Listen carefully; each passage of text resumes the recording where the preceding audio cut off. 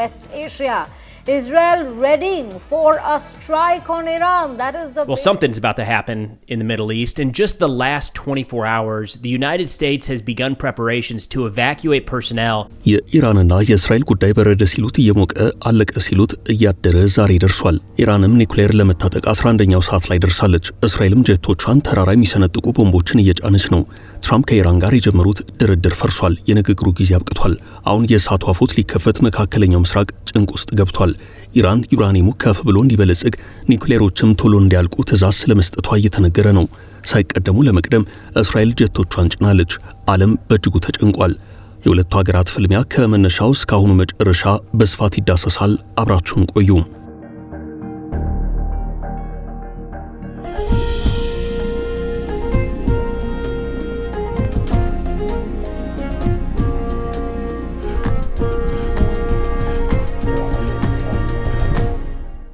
ትራምፕ ከኢራን ጋር ያድርጉት ድርድር አልተሳካም። እንደማይሳካ የታወቀው ገና ከሳምንት በፊት ነው። ምክንያቱም ትራምፕ ኢራን ኒውክሌር ለመስራት የጀመረችውን ፕሮጀክት እንድታቆም እንዲሁም እንድታፈነዳን የጠየቁት። ኢራን ደግሞ ኒውክሌር ለመታጠቅ የማንንም ፍቃድ አልፈልግም ነበር ያለችው። ጨዋታ የፈረሰው እዚህ ላይ ነው።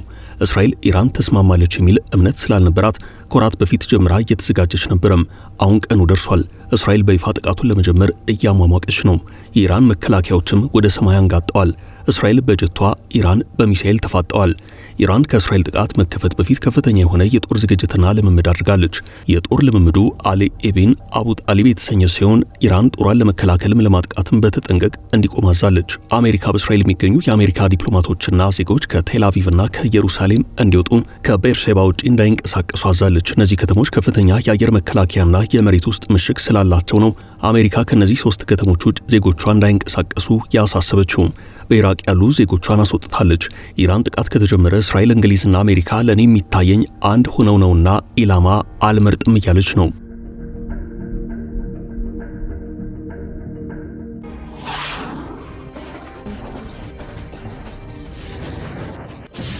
የዚህ ሁሉ ጥረት ምንጭ አንድ ነገር ነው። እርሱም ትራምፕ ያፈረሱት የኢራን የኒውክሌር ስምምነት ነው። ስምምነቱ ፈርሶ ኢራን የማዕቀብ ማት ሲወርድባት እርሷ ሁሉንም ችላ ኒውክሌር ልትታጠቅ ስራዋን ቀጥላለች። $1 በሺህ የኢራን ገንዘብ እየተመነዘረ ኒውክሌር ለመታጠቅ ስራዋን ቀጥለች። እስራኤል እንደምትለው ኢራን ኒውክሌር ለመታጠቅ ወደ መጨረሻው ምዕራፍ ላይ ደርሳለች። ያንን ስምምነት ትራምፕ ባያፈርሱት ኖሮ ምናልባትም ዛሬ የውጥረት አይፈጠርም ነበርም።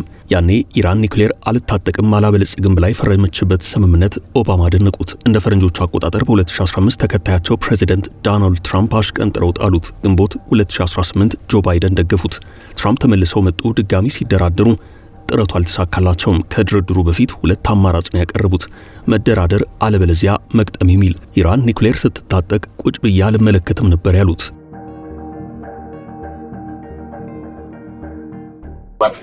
Very simple. They can't have a nuclear weapon. We're not going to allow that. ህዳር 4 1995 የእስራኤል ጠቅላይ ሚኒስትር ኢትሳቅ ራቢን በአንድ አክራሪ አይሁድ ተገደሉ። ሰውየው እንደ ወታደር ቆፍጣናና ተዋጊ አዋጊ ጄኔራል፣ እንደ ዲፕሎማት ታጋሽ ተደራዳሪ፣ እንደ ፖለቲከኛ ብልመሪ የሰላም የኖቤል ተሸላሚ ነበሩ። ራቢን በአክራሪ ይሁዳዊ ወጣት የተገደሉት የግብፁ ፕሬዚደንት አንዋር ሳዳት በአክራሪ አረቦች በተገደሉ በ14ኛው ዓመት ነበርም።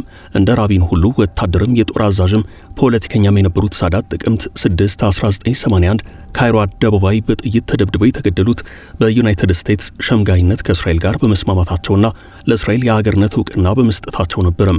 ራቢን የሰላም ኖቤል የተሸለሙት ቴል አቪቭ ጃፋ አደባባይ በአክራሪ አይሁድ የተገደሉትም በዩናይትድ ስቴትስ ሸምጋይነት ከፍልስጤሞች ጋር ለመደራደር በመስማማታቸው ነበርም። እንግዲህ እዚህ ሰፈር ያለው መለያየትና ጥላቻ ለሰከንድ እንኳን ምህረት የለውም። ዛሬ መጣ አይደለም። ታዲያ የመጠላላት ኒውክሌር ቢያገኝ ምን ሊያደርግ ይችላል? የብዙዎች ስጋት ነው። በእርግጥ እስራኤል ታጥቃለች። የኢራን ግን እስካሁን አለየም። ኢራን ኒውክሌር በታጠቀች በበነጋታው እስራኤል እኖራለሁ ብላ አታምንም። ታጠፋኛለች ነው ስጋቷ። እርግጥ የኢራን ህልምም እስራኤል የምትባል ሀገር እንዳትኖር ማድረግ ነው። ጉዳዩ የሞት ሽረት የህልውና ጉዳይ ነው። ኢራን ኒውክሌር እንዳትታጠቅ ለማድረግ ከፍተኛ ትግል ያካሄዱት ኦባማ ናቸው። ከ2 ዓመታት ድርድር በኋላ በፈረንጆቹ አቆጣጠር በ2015 ዩናይትድ ስቴትስ ከዓለም አቀፍ ሸሪኮቿ ጋር ሆና ለብዙ ዓመታት የነበረው ጠላትነት ያላስገኘውን ውጤት አገኘች። ኢራን የኒውክሌር ጦር መሳሪያ እንዳታመርት የሚያግድ አጠቃላይ የረጅም ጊዜ ስምምነት ተፈራረሙ። ይህ ስምምነት የአሜሪካ ዲፕሎማሲ ተጨባጭና ትርጉም ያለው ለውጥ እንደሚያመጣ አሳየም። ሐምሌ 14 2015 ኢራን ኒውክሌር ላለመታጠቅ ምላ ፈረመች። ኢራን የኒውክሌር ጦር መሳሪያ እንዳታመርት የሚያግደው ዩናይትድ ስቴትስና ተከታዮቿ በአንጻሩ በኢራን ላይ የጣሉትን ማዕቀብ እንዲያነሱ የሚያስገድደውን ስምምነት ከዩናይትድ ስቴትስ በተጨማሪ ብሪታንያ፣ ፈረንሳይ፣ ሩሲያ፣ ቻይና፣ ጀርመንና የአውሮፓ ህብረት ከኢራን ጋር ተፈራርመውት የነበረ ነው።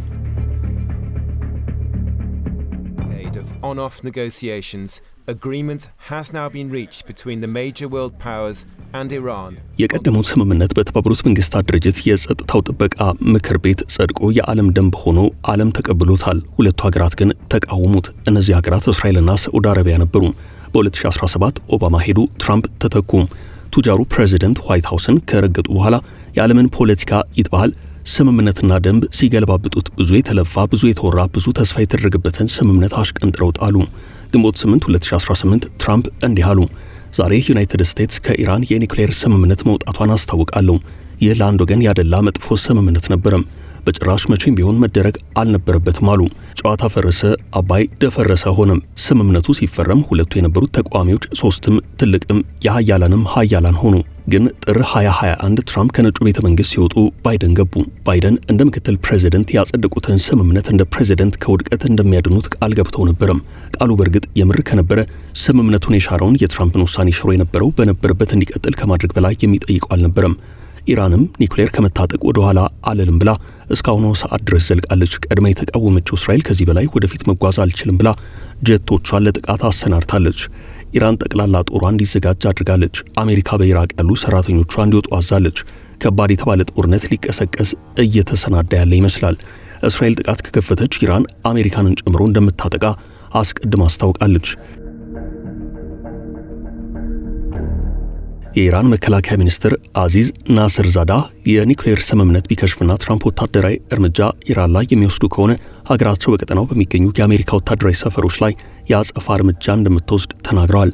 የአሜሪካ መከላከያ ሚኒስትር በኩዌትና ባህሬን የሚገኙትን ጨምሮ በቀጠናው ባሉ ሀገራት የሚገኙ የአሜሪካ ወታደሮች ቤተሰቦች በፈቃዳቸው ለቅቀው እንዲወጡ ፈቅደዋል።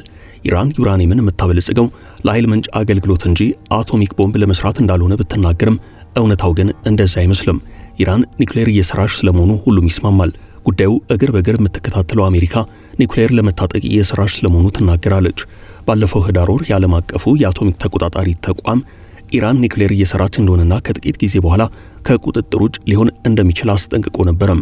ተቋሙ ኢራን የኒውክሌር ቦምብ የላትም ብሎ ማሰብ ራስን ማታለል ነው ብሏል። የኒውክሌር ተቆጣጣሪው ተቋም እንደገለጸው የኢራን በዩራኒየም የበለጸገ ኒውክሌር ክምችት የኒውክሌር ቦምብ ለመስራት ከሚያስፈልገው ክምችት መጠን ላይ ደርሷል። ስለዚህ ኢራንን ከዚህ በኋላ ኒውክሌር የላትም እያሉ መታለል ሊያበቃ ይገባል ነበር ያለው። ተቋሙ ኦስትሪያ ቪየና ካለው ማዕከሉ ከአንድ ዓመት በፊት ባወጣው ሪፖርት የኢራን ዩራኒየም ከ60 በመቶ በላይ የበለጸገ ነው ብሏል። ባለው መረጃ መሰረት ከ3 ኒውክሌር ቦምቦች በላይ ለመስራት ዩራኒየም ካበለጸገች ቆይታለች። ስለዚህ በአሁኑ ሰዓት ኢራን ምናልባትም 3 የኒውክሌር ቦምቦችን መስራት ጀምራ ሊሆን ይችላል።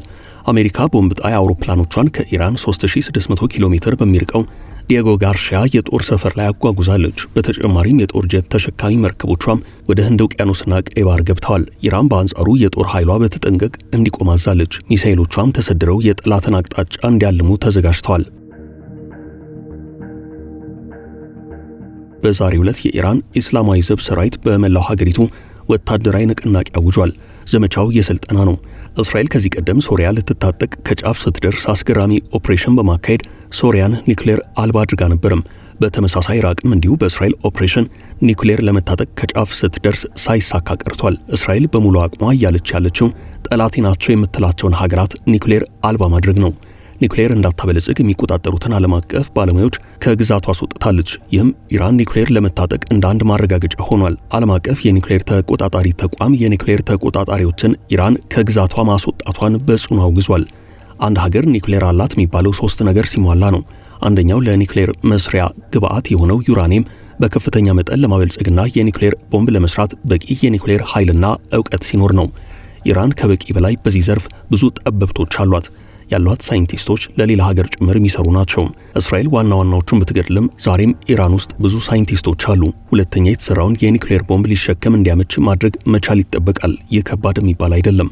ይህ አይደለም ለኢራን ለሌሎች ትንንሽ ሀገራት ጭምር ቀላል ነው። ሶስተኛው ጉዳይ ደግሞ ለሸክም እንዲመች የተደረገውን የኒውክሌር ቦምብ ተሸክሞ የሚሄድ መሳሪያ ወይንም ሚሳኤል፣ ድሮን፣ ባህር ሰርጓጅ፣ የጦር ጀት ወዘተ ሊኖር ይገባል። እናም ኢራንና ኒውክሌር እየተቀራረቡ ነው። እስራኤል ይህን ለማክሸፍ ታላቅ ኦፕሬሽን አሰናድታለች። እስራኤል አውድመዋለሁ እያለች ነው። ኔታንያሁ በቅርቡ የኢራንን፣ የሄዝቦላህን፣ የየመን ሀውቲዎችን፣ የኢራቅ ሚሊሻዎችንና የሐማስን ጥምረት አክሲስ ኦፍ ኢቪል ብለው የጠሩት ሲሆን ይህን ጥምረት በቅርቡ እናፈርሰዋለን ሲሉ ዝተው ነበርም። አንድ ሀገር ኒውክሌር ለኃይል ዓላማ ብቻ ለመጠቀም ከሆነ ዩራኒየሙን ማበልጸግ ያለበት በ3 በመቶ ብቻ ነው። ኢራን ግን ኒውክሌርን የማለማው ለኃይል ማመንጫ ብቻ ነው እያለች ዩራኒየሙን 60 በመቶ አድርሰዋለች።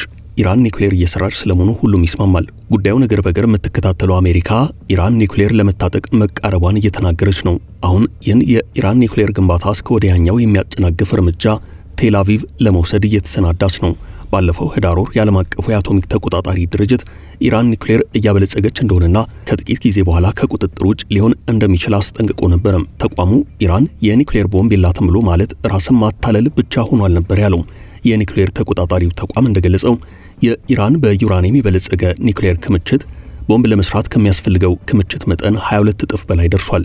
ስለዚህ ኢራንን ከዚህ በኋላ ኒውክሌር የላትም እያሉ መታለል ሊበቃ ይገባል ነበር ያለው። ኢራን ኒውክሌር ብትታጠቅ ምን ይፈጠራል የሚለውን ማንም በቀላሉ ይመልሰዋል። ኢራን ኒውክሌር ብትታጠቅ አሜሪካ ጫና ማሳደር አትችልም። ኒውክሌር የታጠቀን ሀገር መተንኮስም ሆነ መጫን ዋጋ ያስከፍላል። አንዲት ሀገር ኒውክሌር ታጠቀች ማለት ነጻ ወጣች፣ ሀያል ሆነች ማለት ነው። አሜሪካ ፓኪስታንን አትናገራትም፣ ምክንያቱም ኒውክሌር አላት። አሜሪካ ሰሜን ኮሪያ ላይ አንዲት ጥይት አትተኩስም፣ ምክንያቱም ሰሜን ኮሪያ ኒውክሌር የታጠቀች ሀገር ናት። እናም ኢራንም ኒውክሌር ታጠቀች ማለት ሀያልነቷ ከፍ ይላል። የትኛውም ሀገር በቀላሉ አይዳፍራትም። ይህ ብቻ አይደለም። ኢራን አሁን ባላት የፖለቲካ አቋም ኒውክሌር ታጠቀች ማለት እስራኤል ህልውናዋ አደጋ ውስጥ ይወድቃል ማለት ነው። እስራኤልም ኒውክሌር እንዳላት ይነገራል።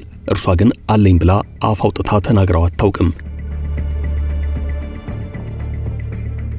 ኢራን ኒውክሌር ታጠቀች ማለት ሁለቱም ሊጠፋፉ የሚችሉበት እድል ሰፊ ይሆናል ማለት ነው። አሁን ኢራንን እስራኤል ልታጠፋት ትችላለች።